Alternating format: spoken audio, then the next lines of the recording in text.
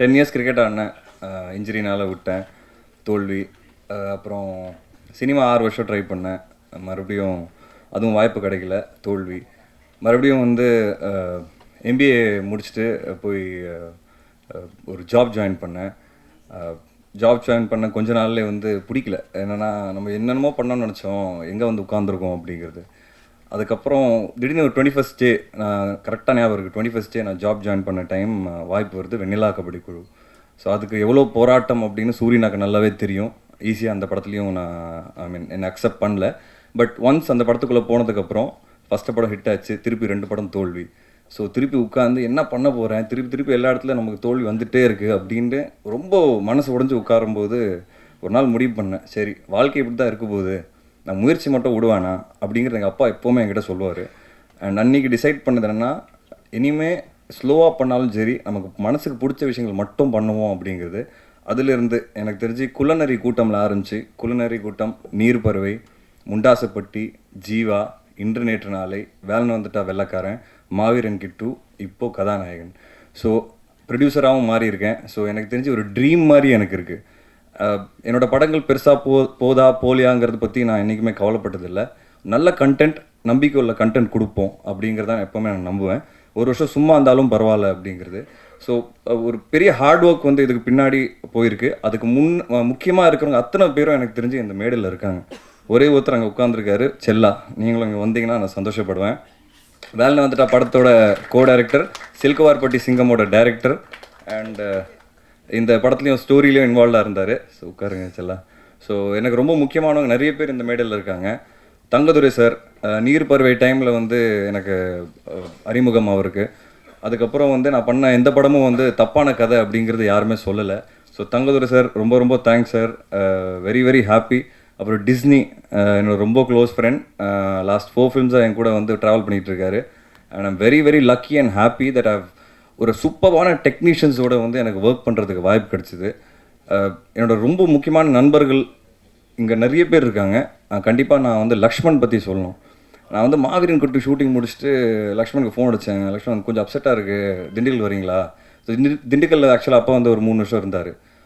So திண்டுக்கல்லில் பழைய cricket ஞாபகங்கள்லாம் இருந்தது. ஸோ நான் திண்டுக்கல் போகிறேன், நீங்கள் வாங்க அப்படின்னு சொல்லி லக்ஷ்மண் ஃப்ளைட் பிடிச்சிட்டு போய் டக்குன்னு வந்தார்.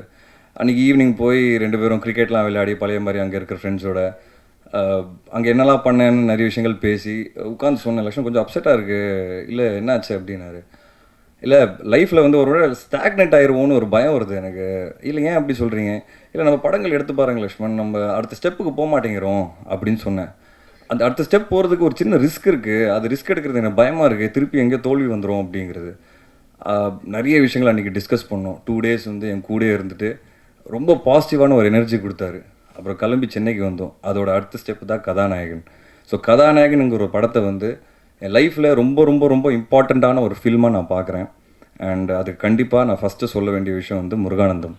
3 இயர்ஸாக வந்து எனக்கு முருகானந்தம் தெரியும். என்னால் என்னெல்லாம் பண்ண முடியாதோ நான் நினச்சேனோ அது அத்தனை விஷயங்களையும் நான் இந்த படத்தில் பண்ண வச்சுருக்காரு. ஸோ கண்டிப்பாக முருகானந்தம் சார் மறக்கவே மாட்டேன்.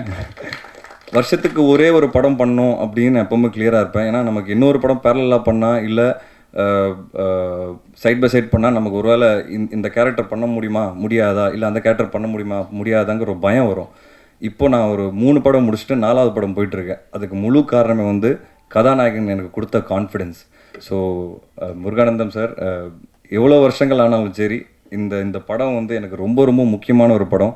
இது நாளைக்கு ஹிட்டோ ஃப்ளாப்போ அதை பற்றி நான் யோசிக்கலை. It's a very close to my heart film.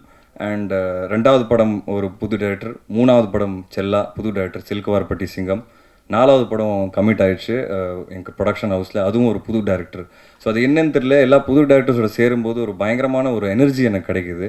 எப்போவுமே ஒரு புது விஷயங்கள் அவங்ககிட்ட கற்றுக்கிட்டு இருக்கேன் ஒவ்வொரு படத்துலையும். And I'm very very lucky.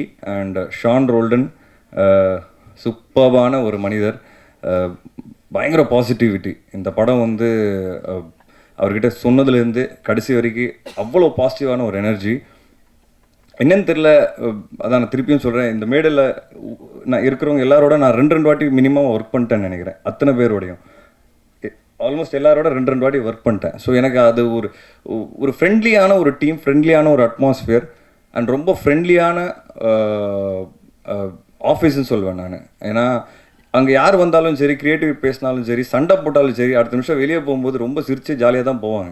I am very very lucky as an actor and as a producer to have such people around me. ஏன்னா ஒவ்வொருத்தரை பற்றி நிறைய குணங்கள் சொல்லலாம், பட் மொத்தத்தும் ஒரே வார்த்தையில் சொல்லணும்னா everybody is a very good human being. So என்னை பொறுத்த வரைக்கும் நம்ம நல்லா இருந்தோன்னா நம்ம சுற்றி இருக்கிற விஷயங்கள் நல்லா நடக்கும் அப்படின்னு நான் ரொம்ப நம்புவேன். அந்த விதத்தில் எனக்கு கிடைச்ச நண்பர்களாக இருக்கட்டும், டேரக்டர்ஸாக இருக்கட்டும், I think with very good at heart அப்படின்னு நான் சொல்வேன். And that's why good things are happening. Vishnu சார்கிட்ட வந்து நான் கதை சொல்லிகிட்டே இருக்கேன். இந்த மாதிரி இந்த கதை அந்த கதை 2-3 கதை சொல்லிகிட்டே இருக்கேன். பண்ணலாம் சொல்லிட்டே இருக்காரு. அப்போ இந்த கதையை இப்போ சொல்லவுடனே சரி ப்ரொடியூசர் பார்க்கலாம் அப்படின்னு தேடிகிட்டே இருக்காங்க. என்ன அங்கங்கன்னு கிடைக்கல. சரி அப்படி தள்ளி போயிட்டே இருக்குது. ஒரு நாள் திடீர்னு வந்து சரி நானே பண்ணுறேன் அப்படின்னாரு. முதல்ல இந்த படத்தை தயாரித்த என்னை நம்பி தயாரித்த என்னை டேரக்டர் ஆக்குனா விஷ்ணு சாருக்கு மறுபடியும் நன்றி தெரிவிச்சுக்கிறேன். அப்புறம் என்னென்னா, இது வந்து ஒரு சூரிய சார் பேசுன மாதிரி ஒரு காமெடி படம். அதனால் வந்து சில பேர் காமெடி படத்தை வந்து செம்ம காமெடி இருக்குது பாருங்க அப்படின்னு பேசுவாங்க. நீங்கள் பார்த்து தான் ஆகணும் அப்படிவாங்க. அதனால் அந்த மாதிரி இல்லாமல் கொஞ்சம் காமெடியாக விறுவிறுன்னு ஒரு 3 நிமிஷம் 4 நிமிஷத்துக்குள்ளே என்னுடைய பேச்சு முடிச்சுக்கிறேன். ஆனால் இது என்னென்னா, முக்கியமாக நன்றி தெரிவிக்கிற தருணமாக இதை நான் பயன்படுத்திக்கிறேன். இந்த விஷயத்தை உங்களுக்கும் என் சார்ந்த ஆர்டிஸ்ட்டுகளுக்கும் டெக்னீஷியனுக்கும் இங்கே வேலை பார்த்த எல்லாத்துக்கும் நான் ஒரு நன்றி விறுவிறுன்னு நன்றி தெரிவிச்சிடறேன். விஷ்ணு சார் தவிர்த்து ஒரு விஷ்ணு சார் சொன்னோம்னா ஒரு ஒரு ஒரு ஹீரோவாக சில நேரங்களில் செம்மையாக இருக்குது அப்படின்பாரு. டக்குன்னு கேரவனுக்கு உள்ளே போனால் என்னங்க 2 நாளும் முடிச்சிருவீங்கல்ல அப்படின்பாரு. இறங்கி வந்தோம் செம்மையாக இருக்குது, எவ்வளோ நாள் வேணால் பண்ணுங்க சார். சார் உள்ள இல்லை ப்ரொடியூசர் சொல்லிட்டா அப்படின்னு ஒரு நல்ல ப்ரொடியூசராகவும் நான் ஒரு பேட்டி கூட சொல்லியிருந்தேன். ஒரு நாணயத்தில் 2 பக்கம் மாதிரி ஒரு சிறந்த ப்ரொடியூசராகவும் சிறந்த கதாநாயகனாகவும் இருந்தார். அடுத்து இந்த படத்தில் வந்து வரிசையாக சரண்யா மேடத்திட்ட நான் வந்து போயிட்டு அவங்க சொன்ன மாதிரி மணிவண்ணனா அவங்க இவ்வளோ பெரிய ஜாம்பவான் மணிவண்ணன் பேரை வந்து சரண்யா மேடம் அண்டு ஆனந்தராஜ் சார்லேருந்து ஆரம்பித்து தாசனன் வரைக்கும் எல்லாருமே சூரிய வரைக்கும் அவங்க பயன்படுத்தினாங்க. அந்த மணிவண்ணன் சார் இப்போது அவர் வந்து இறந்து போயிட்டார். அந்த பேரை எனக்கு சொல்கிறதுக்கு முதல்ல வந்து ரொம்ப நன்றி. இது வந்து மனப்பூர்வமாக சொல்கிறேன். இது வந்து என்னுடைய ஆத்மார்த்தமாக மனதிரீதின்னு சொல்கிறேன். நான் அவ்வளோ பெரிய படைப்பாளி, மிகப்பெரிய டைரக்டர், நல்ல நடிகர். அவர் பேர் சொன்னதுக்கு முதல்ல நன்றி. அவங்கள்ட்ட போய் நான் சீன் சொல்லுவேன், இந்த மாதிரி இந்த சீன் மேடம் அப்படியா, இதில் என்ன டைலாகு இல்லை மேடம், நான் வந்து கெட்டவங்களுக்கும் நாங்கள் ஓடி போய் நல்லது பண்ணுவோம், எங்களை பார்த்து பேசாதவங்க கூட எங்களை பார்த்தா பேசுவாங்க, இதான் மேடம் டைலாக். ஒரு நிமிஷம் டைரக்டர் சார் வாங்க சொல்லுங்கள் மேடம். நான் அப்படி அந்த பதட்டது பேசாதவங்க கூட எங்களை பார்த்தா பேசுவாங்க, அது எப்படி வரும்? பேசாதவங்க தானே பேசாதவங்க, அது எப்படி பேசுவாங்க? அப்போ பேசினவங்க மாறிடுவாங்களே. மேடம் இருங்க, நானே ஃபஸ்ட்டு படம் இருங்க மேடம். மேடம் நீங்கள் எங்கேருந்து வர்றீங்க? மணிரத்னம் சார்லேருந்து ஆரம்பிச்சிருந்த வரைக்கும் சின்னராம் சாமி வரைக்கும் தேசிய விருதுலாம் வாங்கிட்டீங்க மேடம். நான் வந்து மொதல் படம் நம்பி படம் கொடுத்துருக்காரு எனக்கு. மேடம் எதாவது விஷ்ணு சாருக்கு முன்னாடி பேசாதீங்க அப்படின்னு. சரி அப்போ டைலாக் ஒழுங்காக எழுதுங்க அப்படின்னு. சரிங்க மேடம் அப்படின்னு. அது என்னென்னா, அந்த தவறுகளையும் தவறாக அந்த ஒரு பதட்டத்தில் வேறு டைலாக் சொன்னால் கூட அதில் இருக்க சரி தவறுகளை வந்து சுட்டி காட்டி அதை பண்பாகவும் பக்குவமாக சொல்லி இது இப்படி இருந்தால் நல்லாயிருக்கும் அப்படின்னு உரிமையோடு, அதாவது அவங்க சொன்னதை செஞ்சுட்டு போயிடலாம். ஆனால் அந்த ஏதோ நம்மள மேலே இருக்கிற அன்புனால உரிமையாக அதை பாசமாக சொல்லி காட்டும்போது எனக்கு அதை திருத்திக்கிட்டு நல்ல இன்னொரு டைலாக் எழுதுறது. அப்போ நான் திரும்பி ஃபோன் பண்ணி, மேடம் இன்னொரு டைலாக் ஒன்று எழுதியிருக்கேன், யாருக்கு? ஹீரோயின் பேசுகிறது, அதில் என்கிட்ட சொல்லக்கூடாது, நான் டைலாக் ரைட்டரா? அந்தளவுக்கு ஒரு என் மேலே பாசத்தையும் அன்பையும் அவங்களோட சீனியாரிட்டி வச்சதுக்கு முதல்ல சரண்யா மேடத்துக்கு ரொம்ப நன்றி. ஆனந்தராஜ் சார் அப்படியே இப்போ கதை சொல்கிறதுக்காக வீட்டுக்கு போகிறேன். ஒரு நடிகனாக இருந்துட்டு மறுபடியும் திடீர்னு வீட்டுக்கு போய் யாருன்னே சொல்லவே இல்லை. அவரோட படம் ஆக்சுவலாக மரதநாணயம் பண்ணிக்கிட்டு இருக்கும்போது நான் டேரக்டருக்கான வாய்ப்பு கிடைக்குது. விஷ்ணு சாரும் ஆனந்தராஜ் சாரும் பேசிட்டாங்க. நான் வந்து டேரக்டர்னு முருகானந்தம் சொல்லியிருக்காங்க, பேர்லாம் தெரியல. திடீர்னு வீட்டுக்கு போய் உட்கார வச்சுருக்காங்க. சார் ஒரு 5 நிமிஷம் கழிச்சு வர்றாரு. நீங்கள் என்ன இங்கே உட்காருங்க, ஒரு டேரக்டர் ஒருத்தர் வர்றாரு அப்படின்னாரு. இல்லை சார் நான் தான் டேரக்டர் அப்படின்னு. ஹலோ ஸ்பாட்லைட் சொல்லவே இல்லை அப்படின்னாரு. இல்லை சார் அங்கே நடிகராக இருந்தேன், இது இங்கேயே டேரக்டராக. நான் வில்லன் காமெடிய மாதிரி நீங்களும் பழதா அப்படிங்கிற மாதிரி அவர் கதை சொல்லும்போது ரொம்ப ரசிச்சார். நம்ம சொல்லிச்சிட்டு இருக்கும்போது, சார் நீங்கள் வந்து ஒரு ஒரு இதில் டான்ஸ் ஆடணும் அப்படின்னாரு.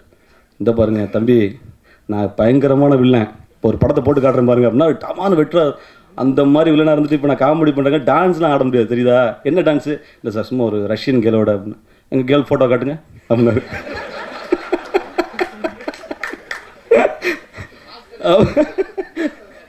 மாற்றெல்லாம் கேட்கல அது பொண்ணு சார், ரஷ்யன் கேள்வி சார் அப்படின்னு. அதான் லோக்கல் பொண்ணுங்களாம் இல்லை, லோக்கல் சார் செம்ம சகப்பாக இருக்கும் சார் அப்படின்னு காட்டுங்க. லைட்டாக தானே ஒரு 2 நிமிஷம் ஆடினா போதுமா? இல்லை சார் நீங்கள் 1 நிமிஷம் போதும், இல்லை 2 நிமிஷம் வச்சுக்கங்க ஆடுவோமே. அந்த மாதிரி இம்மிடியேட்டாக ஆடுறேன்னு சொல்லிட்டாரு. இதான் காமெடியாக சொல்கிறேன் ஒழிய, ஆனால் மற்றபடி அதை ஒத்துக்கிட்டு அதை என்னோட வந்து டான்ஸ் ஆடி பாட்டு படிக்கிறாங்க. அதை வந்து அவரும் அப்படி ஸ்கிரிப்டுக்குள்ள ஒரு கிரியேட்ரு, முதல்ல அவர் கிரியேட்ரு. முக்கியமாக வந்து இதை நான் சொல்லணும்னு நினைக்கிறேன். நான் நீங்கள் பல தடவை பார்த்துருப்பீங்க அவரை. அவருடைய உருவத்துக்கும் வயசுக்கு எல்லாம் தாண்டி அடுத்தவங்க நல்லா இருக்கணும்னு நினைக்கிறேன். சத்தியமாக ஒரு நல்ல குழந்தை மாதிரிங்க எனக்கு தெரிஞ்சு. சத்தியமாக சொல்ல, இது வந்து ஒரு குழந்தைகிட்ட இருக்கிற ஒரு நல்ல பண்பும், அடுத்தவங்களை பற்றி பாராட்டுறது, திடீர்னு ஒரு ஒரு ஒரு வெகுளித்தனமாக ஒரு பாமரத்தனமாக சில நேரங்களில் சொல்லிடுறது, சில நேரங்களில் பயங்கர அறிவுபூர்வமாக பேசுகிறது, சில நேரங்கள் தைரியமாக பேசுறது, எல்லா குணங்களும் இருக்கிற ஒரு நண்பராக இருக்கார். அவர் வயசுக்கு நம்மளை தோளில் கையை போட்டு. ஆனந்தராஜ் சாருக்கு ரொம்ப ரொம்ப நன்றி. அப்புறம் பங்காளி சொன்ன மாதிரி அவர் வந்து இப்போ அதாவது நீங்களே சொல்லுங்கள், ஆள் போக போக எப்படி ஆகிட்டே வர்றாரு. ஒரு +2 பையன் மாதிரி வந்து இப்போ வந்து ஸ்கூல் யூனிஃபார்ம் போட்டுட்டு நம்ப மாட்டோம். இங்கே இல்லை சூரி சார் வர்றாருன்னு அவரை பார்த்து வளர்க்குறேன் நான். சூரி சார் வர்றாரு அப்படின்னு, ஹலோ சூரி சார் தான் சொன்னார். இப்படி ஒல்லியாக வந்து எப்படிங்க அடையாளம் தெரியும் அப்படிங்கிற மாதிரி. அது